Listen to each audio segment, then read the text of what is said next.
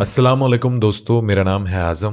दोस्तों, आज हम आपको एक नाफरमान बेटे के बारे में बताएंगे जो आधा सांप और आधा इंसान बन गया। लेकिन कैसे, जानने के लिए आप इस वीडियो को आखिर तक जरूर देखें और अपनी माँ के लिए एक प्यारा सा कमेंट जरूर करते चलें। तो चलिए इस वीडियो को शुरू करते हैं।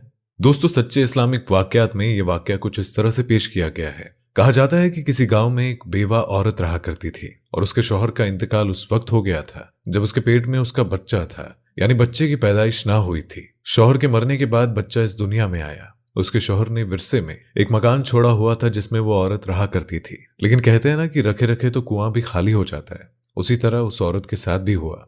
उसका शौहर जो थोड़े बहुत पैसे छोड़ गया था, वो सारे का सारा पैसा खत्म हो गया था। अब उसे अपने बेटे को पालना था। माँ ने बेटे की खातिर मेहनत मजदूरी करना शुरू कर दी। वो अपनी पीठ पर भारी भरकम सामान उठाती और उसे एक जगह से दूसरी जगह लेकर जाती। इस तरह मेहनत मजदूरी करके दिन भर की थकी हारी वो बेवा औरत अपने घर आती और अपना और अपने बेटे का पेट पालती। लोगों ने उसे कई बार कहा कि तुम्हारा एक ही बेटा है, तुम अभी जवान हो, शादी कर लो। लेकिन वो कहती कि मैं अपने बेटे के सर पर सौतेले बाप को नहीं लाना चाहती। बेहतर है कि मैं सब्र कर लूं। अगर सौतेले बाप ने उससे मोहब्बत ना की तो ये बात मैं बर्दाश्त नहीं कर सकती। बहरहाल जिंदगी गुजरती रही। बेटा माँ की मोहब्बत में पल रहा था। लेकिन वो दीनदार औरत जो रात एक तबील हिस्से में इबादत करती और दिन भर मेहनत करती, उस माँ की मोहब्बत का सिला उस बेटे ने कभी अच्छे अंदाज में ना दिया। वो बेटा बचपन से ही गुस्ताख, बदतमीज और बदजुबान था। अपनी माँ से बदतमीजी करता, औरत जात की इज्जत नहीं करता था। उसकी माँ उसको समझाती कि बेटा अपनी जुबान को नर्म रखो, अपने आप को काबू में रखो। अल्लाह बहुत बड़ा है, मेहरबान है। मैं तुम्हारी माँ हूं, तुमसे मोहब्बत करती हूं। तुम्हारा बाप एक शरीफुन नफ्स इंसान था, तुम्हारी माँ भी ऐसी नहीं है। इसलिए हमारे इस नेक रास्ते पर चलना। बेटा अपनी माँ की बात एक कान से सुनता और दूसरे कान से निकाल देता, बल्कि माँ जिस काम से उसको रोकती वो वही काम करता। इसी वजह से वो बचपन से ही नशे की लत में लग गया और नशा करने लगा। उसके बेकार दोस्तों ने उसे बिगाड़ दिया था और उन्हीं दोस्तों में से उसकी मुलाकात एक औरत से हुई।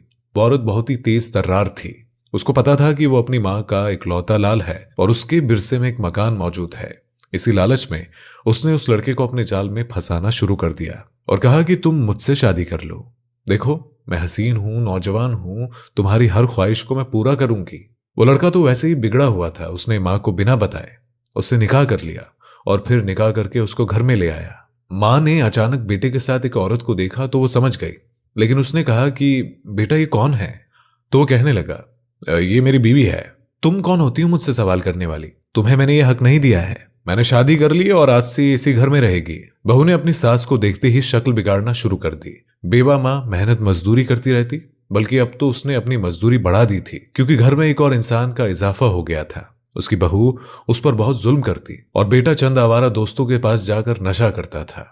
आज जब उससे कहती कि बेटा तुम्हारी बीवी मुझ पर बहुत जुल्म करती है, मैं तो उसको कुछ भी नहीं कहती, बल्कि उसको दिल से अपनी बहू तस्लीम किया है, लेकिन वो मुझ पर तशद्दुद करती है। माँ की बात सुनकर बेटा माँ पर हाथ उठाता, उसको इतना मारता कि वो अधमरी हो जाती।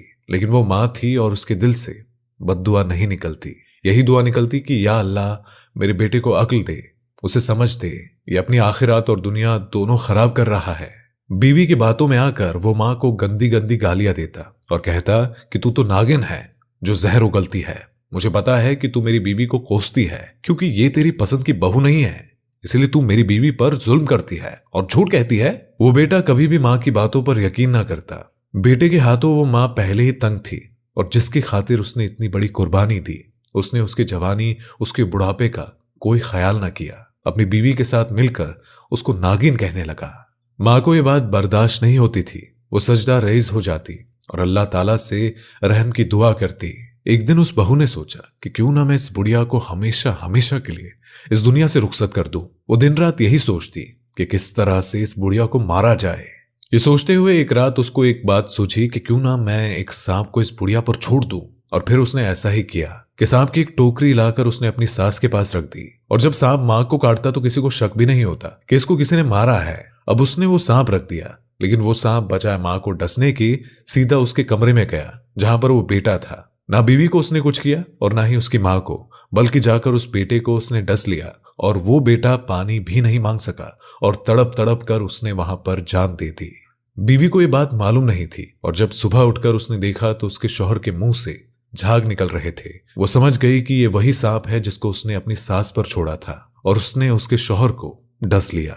वो रोने लगी, चीखने लगी कि हाय, मेरा शौहर मर गया। उसकी सास दौड़ती हुई कमरे में आई तो देखा कि जवान बेटा मर चुका है और पूरा नीला पड़ चुका है और वो ऐसी इब्रतनाक हालत में दुनिया से गया कि उसके चेहरे को कोई भी देख नहीं पा रहा था। खैर, किसी न किसी तरह से उसको दफन किया गया और तदफीन तो हो गई, लेकिन मां के दिल को करार नहीं आ रहा था।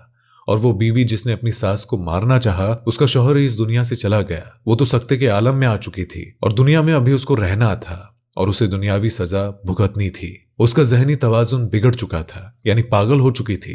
लेकिन मां जो अपने बेटे को हरदम याद करती थी, एक रात उसके ख्वाब में वो बेटा आया। उसने क्या देखा कि बेटा कमरे के वीराने में है और उस वीराने में हर जगह कांटे उगे हुए हैं और उन कांटों के दरमियान उसकी कब्र है।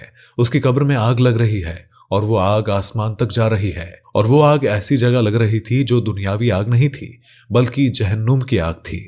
फिर दूसरा मंजर आया कि उसके बेटे की कब्र फटी और उस कब्र में से सांपनुमा इंसान निकला, यानी कि जिसका मुंह सांप जैसा था और जिसका आधा जिस्म इंसान जैसा था। उसको आग की जंजीरों में लपेटा हुआ था और वो चीख चीख कर कराह रहा था और कह रहा था कि मां, मुझे माफ कर दो, मैंने तुम्हें नागिन कहा। मां, मेरी बीवी ने तुम्हें इस सांप से डसवाना चाहा और उसी ने मुझे डस लिया और आज मैं खुद सांप बन गया हूं। मुझे अजाब कब्र मिल रहा है और हर रात मेरी यह हालत होती जाती है। हर रात मेरा मुंह सांप के जैसा होता जाता है और मैं सांप की तरह फुंकारता हूं और फिर यही सांप मुझे मेरे पूरे जिस्म पर डसता है, मेरे इस पूरे जिस्म को लपेट लेता है और इतनी जोर से मुझे जकड़ता है कि मेरी पसलियां एक दूसरे के अंदर घुस जाती है। मां, मुझे माफ कर दो, मैं तुम्हारी नाफरमानी में इस दुनिया से गया, मेरे लिए दुआएं मगफिरत करो। मां ने जब वो ख्वाब देखा तो घबरा कर उठ गई और वुजू किया। अल्लाह ताला के हुजूर सजदे में वो गिर गई कि या अल्लाह, बेशक मेरे बेटे ने मेरे साथ गुस्ताखी की। बेशक वो मुझे सांप से डसवाना चाहता था, लेकिन मैंने उसे कभी बद्दुआ ना दी। मैं मां हूं और आज मैं अपने बेटे की इब्रतनाक हालत देख रही हूं। मेरे बेटे पर रहम फरमा, मेरे बेटे के हाल पर तू रहम फरमा। मां की दुआ जरूर कबूल होती, लेकिन अभी कुदरत को और इंतकाम लेना था, क्योंकि वो मां है तो बख्शवा ही लेगी, मना ही लेगी अल्लाह को, क्योंकि वो उसका लाल, उसका बेटा था। लेकिन दोस्तों, ये वाकया सुनकर हर एक को इबरत हासिल करना चाहिए।